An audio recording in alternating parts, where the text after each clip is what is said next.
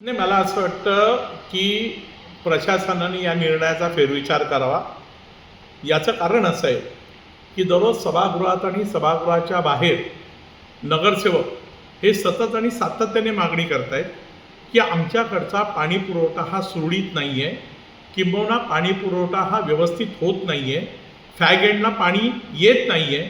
कालसुद्धा गटनेत्यांच्या बैठकीमध्ये अतिरिक्त आयुक्त आणि आयुक्तांच्या समोर गटनेत्यांनी ही कैफियत मांडलेली आहे की आमच्याकडे पाणी पुरवठा व्यवस्थित होत नाही.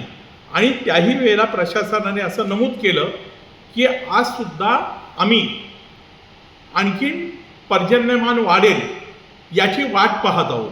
मला खरं हे कळलेलं नाही की अशा प्रकारचा अनाकलनीय निर्णय, स्विमिंग पूलांना पाणी पुरवठ्याचा निर्णय हा कसा काय घेतला जातो.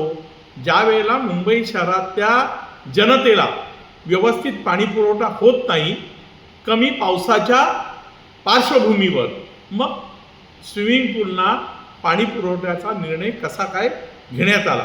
प्रशासन प्रत्येक वेळेला असं सांगतंय की या शहरावर अल निनोचं सावट आहे आणि ऑगस्ट सप्टेंबर याच्यामध्ये पडणाऱ्या पावसाचा अंदाज घेऊनच पाणी पुरवठा सुरळीत करता येईल.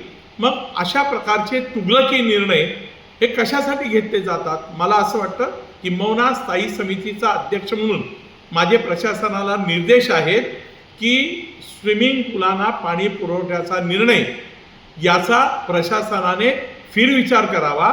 अगोदर मुंबई शहरातल्या जनतेला व्यवस्थित पाणी पुरवठा करता येईल याची काळजी घ्यावी, नंतरच हा निर्णय घेण्यात यावा.